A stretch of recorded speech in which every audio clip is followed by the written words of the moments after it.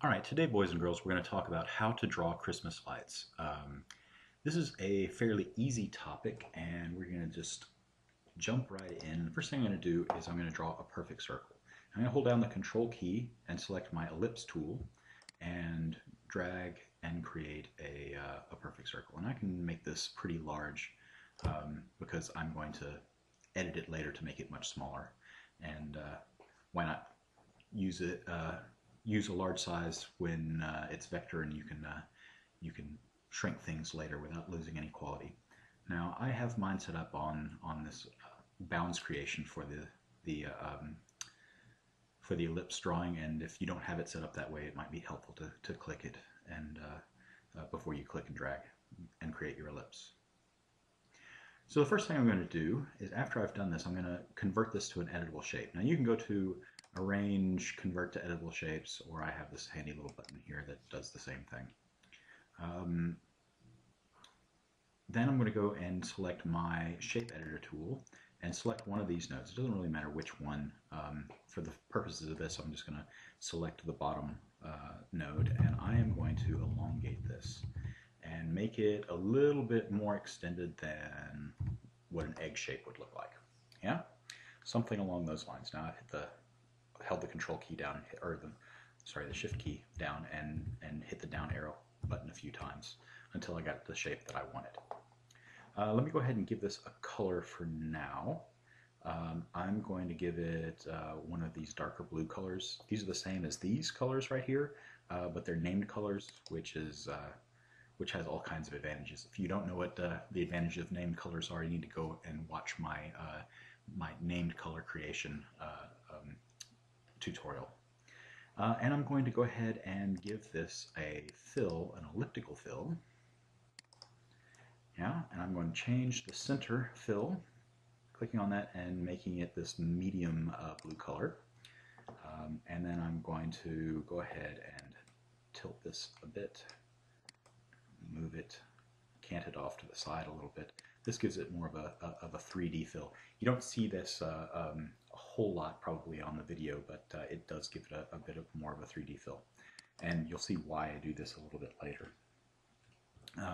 This is going to be to differentiate a light that is turned off to a light that's turned on. So now that I've got my basic bulb shape, I need to add a rectangle. I'm going to select my rectangle tool, and up here at the top I'm going to go ahead and draw a rectangle. And now I want to give this a dark green color, which typically is the color that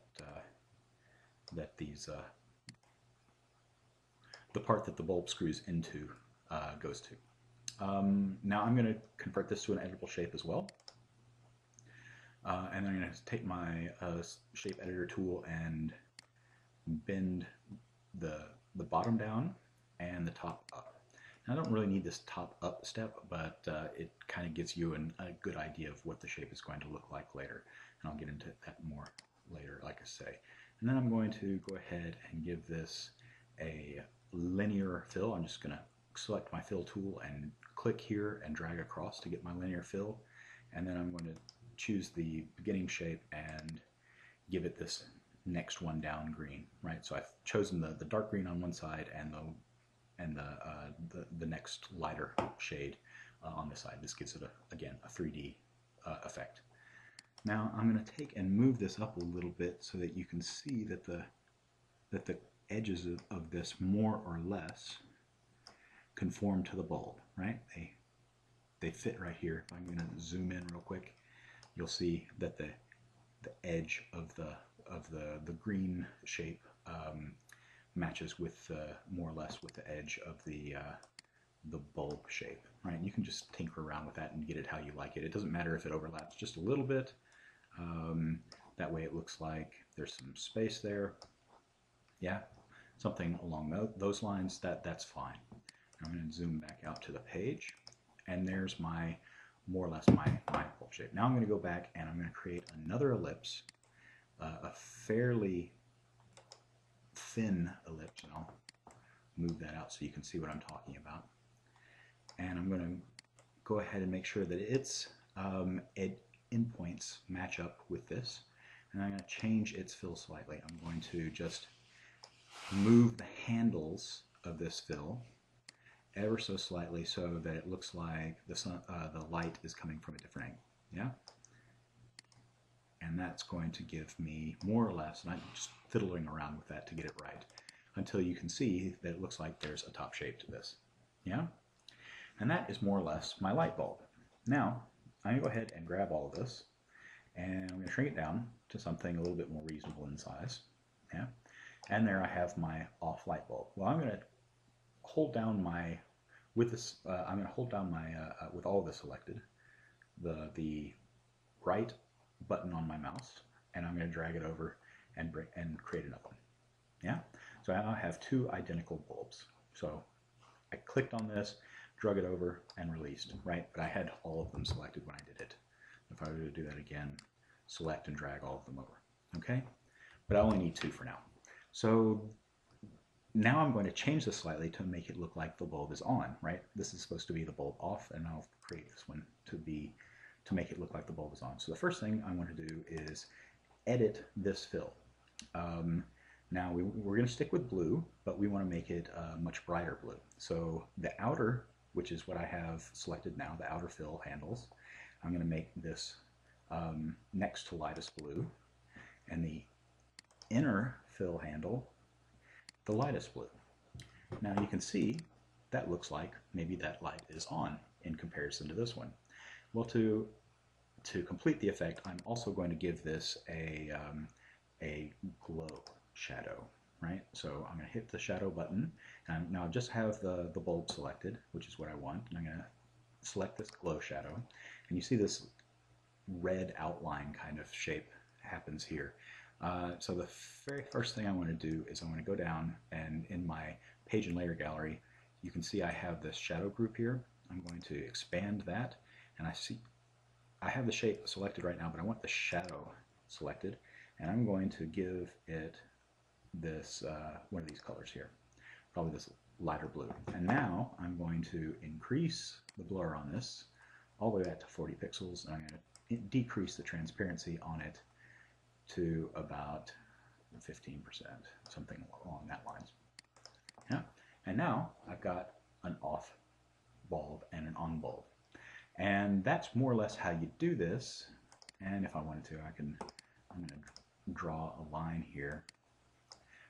And this will be my wire for this. I'm going to go ahead and bump this up to maybe 8 pixels and give it a dark green line color. And there's my line, or my cable that these bulbs are on. Whoops, that's not what I wanted to do. And then you can mess around and place these however you like. In any case, that's more or less how you do it. And just in case you don't understand what I meant about the name colors before, I'll show you that real quick too. I'll just go ahead and create another one. I've copied what I had before. I'm pasting it into this document.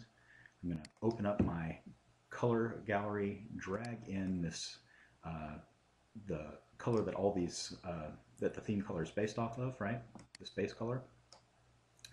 And then I'm going to slide it over, and I'm going to create some, I don't know, maybe some red bulbs. Yeah? And then I still have all this selected. I'm going to copy it and go back into this original document and paste it. It's going to ask me if I want to match colors and styles. I say don't match. And there they are. Now I've got red and blue bulbs here. And I can take these, oops, and drag them up to my original line, possibly.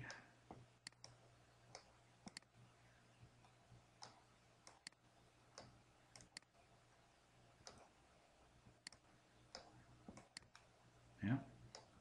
And move this line to the front. And there we go. I've got multiple lights on my string. Some are off, some are on. And that's what having those named colors does for you. And you can repeat that process as many times as you want. You can create yellow lights and green lights and blue lights and red lights and whatever lights you want to. And that's how you do it. So I hope that didn't go over too far, although it's up to almost 10 minutes now. And you found that useful and informative. We'll see you back again next time.